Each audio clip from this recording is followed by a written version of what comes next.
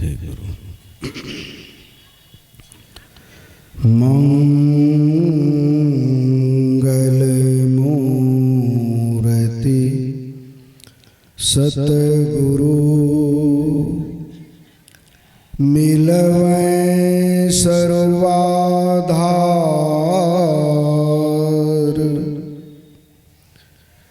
मंगलमय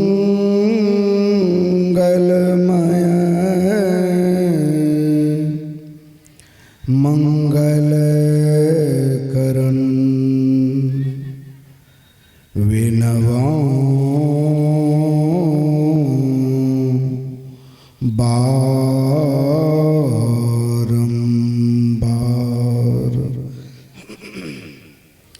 ज्ञान उदधि अरु ज्ञान घन सतगुरु शंकर रूप। नमो नमो बहु बारहि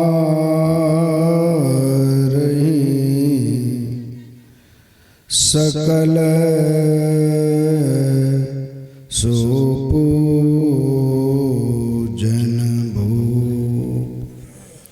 त्रैलोक पावन प्रातः स्मरणीय अनंत श्री विभूषित परमाराध्य सद्गुरु महाराज के पावन पाद पद्मों में कोटि सहनमन।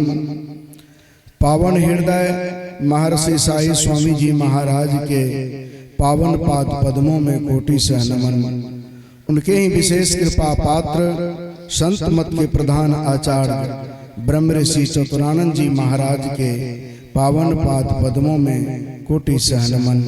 मंचासन पूज्य साधुचरण उपस्थित संवेद समादरणीय धर्म प्रेमी महानुभावों आदरणीय माताओं तथा भक्तिमयी बहन, एक बार उच्च स्वर में जय जयकार करें। बोलिए श्री सद्गुरु महाराज की जय। प्यारे लोगों, अभी का जो विषय है बहुत ही गहन, बहुत ही श्रेष्ठ और उत्तम विषय का पाठ हुआ है। विषय है मोक्ष। मोक्ष का अर्थ होता है छूट जाना। किससे छूट जाना? ये कार्यकर्ता लोग काय करें बीच में, जब लोग यहाँ आ ही जाते हैं सबको बाधा पहुंचाते हैं।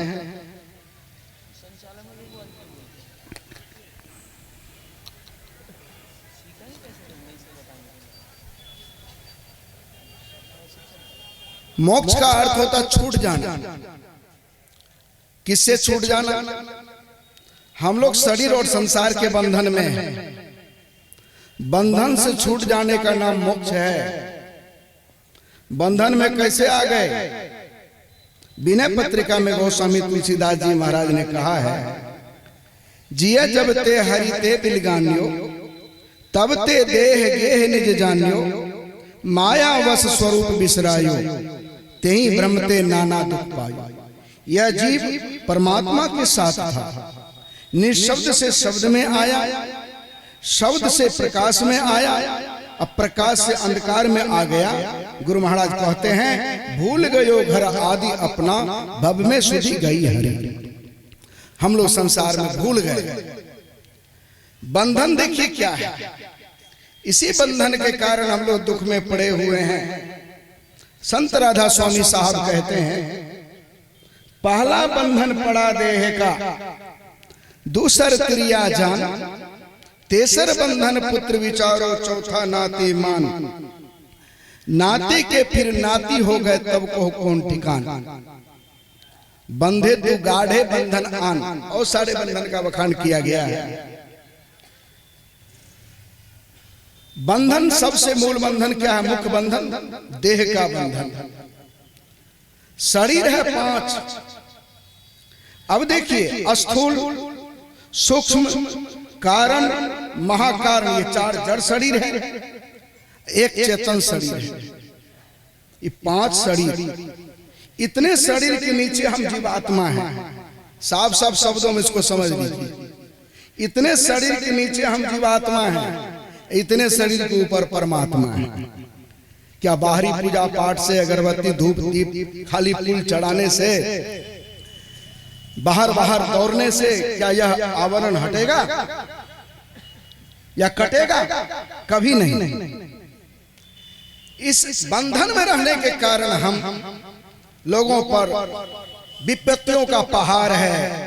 गुरु महाराज ने कहा दुख का पहाड़ कैसे है, तो कहा आषाढ़ गाढ़ अंधार घट में जाते दुख अपार है, गुरु कृपा ते भेद लही तम तोरी दुख निवारी।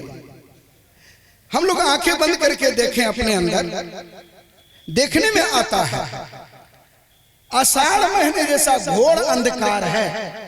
आषाढ़ महीने का उपमा दिया है गुरु महाराज ने।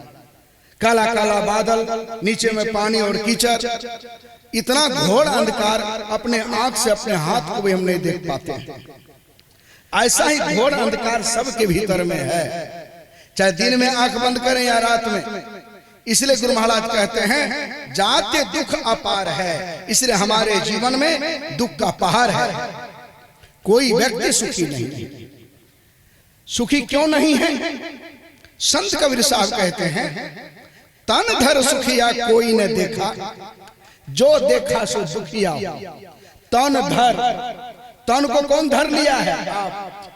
आप कौन हैं? और शरीरं शरीरेश्वना वस्तेष्वस्थितम महानतम विभु मात्मानम मत्वाधिरन सोचती। यमराज ने कहा है नचिकेता, तुम शरीर नहीं हो, शरीर में रहने वाले चैतन्य आत्मा हो। यह आत्मा अविनाशी है। ईश्वर अंश जीव अविनाशी, अजर अमर अविनाशी है। शरीर क्या है? जड़ है। अभी स्तुति पाठ में हम लोग आए, सब क्षेत्र क्षर, अपड़ा पड़ा पर, अपड़ा प्रकृति और पड़ा प्रकृति। अपड़ा जड़ प्रकृति और पड़ा चेतन प्रकृति। जड़ प्रकृति क्या है? अपड़ा पड़ा पर और अक्षर पार। क्षेत्र माने शरीर, क्षर माने नाशवान। यह शरीर जो हमारा है ये नाशवान है, नाशवान तत्वों से बना हुआ है। मिट्टी, अग्नि, हवा, पानी, आकाश से। और आत्मा है अविनाशी, शरीर है नाशवान। है तालमेल बढ़िया, आप सुखी रह सकेंगे। संसार में जो भी नाते रिश्ते आपने जोड़ा है, इस सब को देखिए, सब परिवर्तनशील, सब नाशवान है। पत्नी मरने वाली, पति मरने वाला, बेटा मरने वाला, बेटी मरने वाली, जमाई मरने वाले, सब के सब जो है परिवर्तनशील और सब मरने वाले। क्योंकि हम लोगों का जन्म ही दो मरण धर्मा के संजोग से हुआ है। माँ मरने वाली, पिता मरने वाली। ये शरीर मरेगा, लेकिन शरीर में रहने वाला जो है, जो शाश्वत सदा रहने वाला है, जिसके संबंध में गीता में कहा भगवान कृष्ण ने, अर्जुन शोक क्यों करते हो? यह शरीर जो है इसका नाश नहीं होता है। नैनं छिन्दन्ति शास्त्राणि नैनं दहति पावकः न चैनं क्लेदयन्त्यापुनः शोषति मारुतः।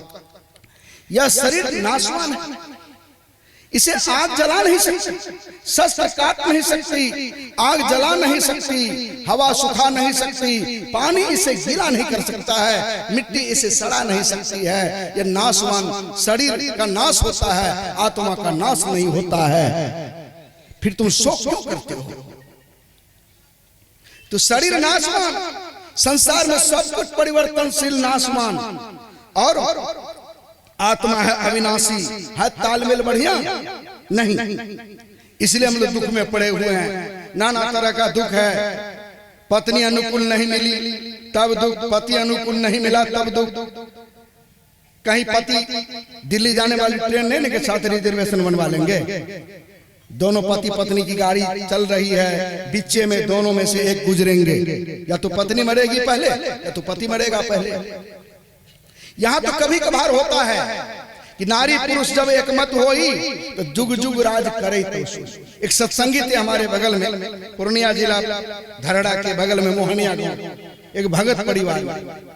जहां जहां जाते थे पति पत्नी साथ, पूरे देश में गुरु महाराज का जहां जहां सत्संग होता था, तो पति बेचारा बूढ़ा होकर के मर गया, पत्नी भी बूढ़ी थी। तो पत्नी कहती है रोते रोते, गुरु महाराज से प्रार्थना करके पति से निवेदन करती है, आप चले गए, जहां जहां जाते थे हमें भी लेकर जाते थे, आज आप चले गए, हमको छोड़ दिए, हे गुरु महाराज हमको भी अब नहीं रहना है, हमको भी ले चलिए। इतना कहती है और रोते रोते गुरु महाराज का जाप करते करते गिरी और प्राण त्याग दिया। दोनों के चिता पर जलाया गया। ये तो अपवाद में कहीं कहीं होता है। प्यारे लोगों, जीवन में बहुत सारा दुख है। पत्नी बीमार तब दुख, बेटा अनुकूल नहीं है तब दुख, बेटी अनुकूल नहीं है तब दुख, कहीं बहू अनुकूल नहीं आए तो महादुख, घर नर्क बन जाता है। संसार में बहुत सारा दुख।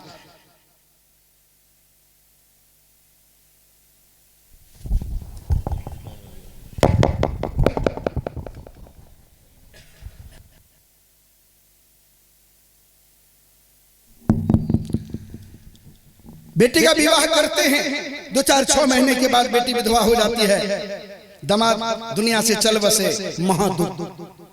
बहुत सारा खेल देखने को संसार में मिलता है। सब लोग विषय की आग में, विषय की धधकती ज्वाला में सब लोग जल रहे हैं, दग्ध हो रहे हैं, परेशान हैं। सबके अंदर विषय की आग धधक रही है, कामना वासना तृष्णा की आग धधक रही है। बाहर में आग धधक रही सब लोग देखते हैं, इस सब के भीतर जो आग धधक रही है उसको वही व्यक्ति महसूस करते हैं जिनके अंदर धधक रही है। इन सारे, एक कवि ने बड़ा अच्छा लिखा है, रामधारी सिंह दिनकर, महाप्रलय की ओर सभी को इस मरु में चलते देखा, किससे लिपट जुड़ा था सबको इस ज्वाला में जलते देखा, अंतिम बार चिता दीपक में इस जीवन को बदलते देखा, चलते समय सिकंदर से विजयी को करमलते देखा। रोते जग की अनित्यता पर सभी विश्व को छोड़ चले, कुछ तो चढ़े चिता की रथ पर, कुछ कब्रों की ओर चले, रुका न पल भर मित्र पुत्र, माता से नाता तोड़ चले, लैला रोती रही पर कितने मजनू मुंह मोड़ चले। सुंदरी पत्नी रोती रह जाती है, पति दुनिया से विदा, मरते कोमल वत्स यहाँ, बसते न जवानी परदेसी, माया की इस मोहक वन की क्या कहूं कहानी। विषय के आग में तड़पते हुए मानव को देख कर भगवान ब्रह्मा को नहीं रहा गया।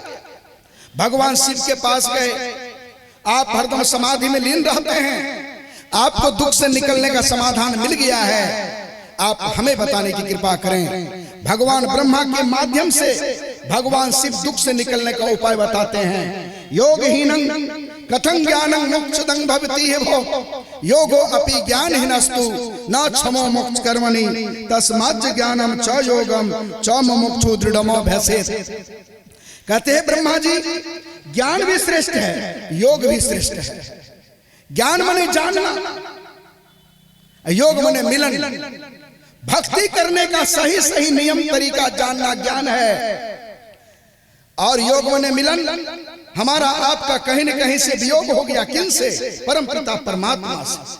जैसे बच्चा मेला में पिता के साथ घूमता है, अचानक भाग दौड़ में पिता के हाथ, बच्चे के हाथ से पिता की उंगली छूट जाती है, बच्चा रोता है।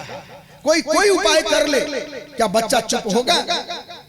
बच्चा को कोई उसके पिता के पास पहुंचा दे, बच्चा स्वतः चुप हो जाएगा। उसी तरह यह आत्मा रूपी बच्चा परमात्मा रूपी पिता से इसका विच्छेद हो गया है, वियोग हो गया है। इसलिए हम मिलाते हैं, रोते हैं, दुनिया में सुख पाने का प्रयास करते हैं, लेकिन जब तक जीव को पीब नहीं मिल जाए शांति नहीं मिलती। आत्मा रूपी बच्चा को परमात्मा रूपी पिता के पास पहुंचा दीजिए, अचल शांति की प्राप्ति हो जाएगी।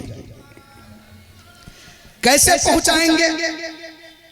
तो भगवान शिव ने कहा यह काम जीवन काल में करना पड़ेगा। जीवत ही करो आशा, जीवत समझे, जीवत पूजे, जीवत मुक्ति निवासा। संत दादू दयाल जी महाराज कहते, जीवत छूटे देह गुण, जीवत मुक्ता होई, जीवत काटे कर्म से मुक्ति कहावे सोई। तो भगवान शिव कहते कौन मुक्ति? बहुत तरह की मुक्ति का बखान है, लेकिन मुक्ति कौन पसंद है भगवान को? महापुरुषों को। पिंड पाते न या मुक्ति सा मुक्ति तुम मन्नते, देहे ब्रह्मत्व मायाते जलानां संधमं यत्, अनन्तांग यदा याति तदा मुक्त स उच्यते। कहते समुंदर के पानी से जिस तरह नमक बनता है, समुंदर के पानी से जिस तरह नमक बनता है, नमक को पानी में मिला दीजिए, अलग कर सकेंगे? क्योंकि वह उसी की स्वजाति का है, नहीं। उसी तरह आत्मा जो है परमात्मा से बना है, आत्मा परमात्मा की स्वजाति का है, आत्मा भी अविनाशी, परमात्मा भी अविनाशी। कहते आत्मा को परमात्मा में मिला दीजिए, यही सर्वोपरि मुक्ति है। कैसे मिलाएंगे? गुरु से सत्युक्ति जानिए, जान करके जैसा गुरु बताते हैं, बिना गुरु की कृपा पाए नहीं जीवन उधारा है। एक नाम का जप, एक रूप का ध्यान, दृष्टियों की क्रिया कीजिए। करते करते जिस दिन आपकी दृष्टि टिक गई गुरु इंगित स्थान पर, सूक्ष्माति सूक्ष्म जगह पर संसार का सारा संकल्प विकल्प मन से निकला, मन शून्य होगा। शून्य ध्यान सबके मन माना तुम बैठो आत्म स्थाना। जिस दिन आपका मन संसार के विकारों से, ख्यालों से, विचारों से मन खाली हो जाएगा, आपका ध्यान टिक जाएगा। जिस दिन दृष्टि टिक गई, मन स्थिर हो गया, परमात्मा का द्वार खुल जाएगा। वही परमात्मा का शब्द और प्रकाश का, परमात्मा का प्रकाश और शब्द का सहारा मिलेगा, जिसके सहारे चार जड़ शरीर एक चेतन शरीर, कहते हैं पार करके सर्वाधार परम पिता परमात्मा में जा मिलेंगे। कहते ध्यान अभ्यास करो सत्सदी, चातक दृष्टि बनाई हो, लखत लखत छवि बिंदु प्रभु की, ज्योति मंडल धस धाई हो, राम नाम धुन धुन सारा शब्द के अंदर आई हो, अत्ताधन धुन मिजत प्रभु से ही कहते आवागमन नसाई। अगर भजन नहीं करेंगे, संसार में आपका मन फंसा रह गया, आसक्ति में प्राण त्याग दिए तो दुर्गति को प्राप्त होंगे। भगवान शिव ने कहा, भगवान ब्रह्मा ने पूछा मर करके कहाँ जाते हैं? कहा देहावसान समय चित्ते, मरने के समय में चित्त में जो जो भावनाएं जिद करता है वही जन्म का कारण बन जाता है। हमारे पूर्णिया जिला की घटना है, एक सत्संगी जमींदार गुरु महाराज से दीक्षित थे, ध्यान भजन करते थे। ये कुछ दिन सुन के मन में एक बात चल रही थी, आम का बागान लगाएंगे, लगाया नहीं, लगा विचार करके रोज सोचे लगावे नहीं। जब बीमार पड़े, जब देखा अब हम नहीं बचेंगे तो जब ध्यान न करना चाहिए। जब ध्यान नहीं करके हम तो जा रहे हैं आम का बागान लगाए, आमे आम कह करके मर गए। उनके लड़के लोग उनका दाह संस्कार कर दिए अपने जमीन। एक लड़का गया गुरु महाराज के पास, पिताजी का देहांत हो गया है, आप समय सत्संग का दीजिए। तो गुरु महाराज देखा खाली नहीं है, कहा कि बरखी का समय का दे दीजिए, अभी तो साल भर बाकी है। तो बरखी के अवसर का समय बना, गुरु महाराज आए उनके बरखी के अवसर पर, वार्षिक श्राद्ध कर्म के अवसर पर सत्संग हुआ सुबह का। सुबह के सत्संग के बाद गुरु महाराज ने पूछा अपने पिता को कहाँ जलाया था? कहा सामने खेत में। कहा चलो देखेंगे। जब गए तो जंगल था, लेकिन साड़ा पर एक आम का गाछ था। आम के गाछ को पकड़ करके गुरु महाराज बहुत उदास हो गए, रोने लगे। सबने पूछा हुजूर हम लोगों से कोई भूल हो गई, आप उदास क्यों हो गए, रोने क्यों लगे? तो गुरु महाराज ने कहा जो दीक्षा लेकर के भजन ध्यान करता है मेरे पुत्र और पुत्री के समान है। मेरा एक बेटा सत्संगी मन को नहीं संभाल सका, आम के गाछ की जोनी में चला गया, आम का बागान लगाएंगे, लगाया नहीं, आमे आम का करके प्राण त्याग दिया। सुनो जी, भक्ति का भार वहन करने की क्षमता दूसरे जोनी को नहीं है। कोई दिन तक इस गाछ के जोनी में यह रहेगा, जिस दिन यह गाछ अपने आप सूख जाए इसी जगह पर जला करके राख कर देना, इनके नाम पर ध्यान सत्संग करवा देना, तब इसको मनुष्य का शरीर मिलेगा, तब भक्ति करके अपना कल्याण करेगा। श्री सतगुरु महाराज की जय। इसलिए सत्संगत की वासना जाघट अंतर होए, मनुष्य देह सत्संग मिले, भक्ति परापत होए। बोलिए श्री सतगुरु महाराज की जय। श्री सतगुरु महाराज की जय।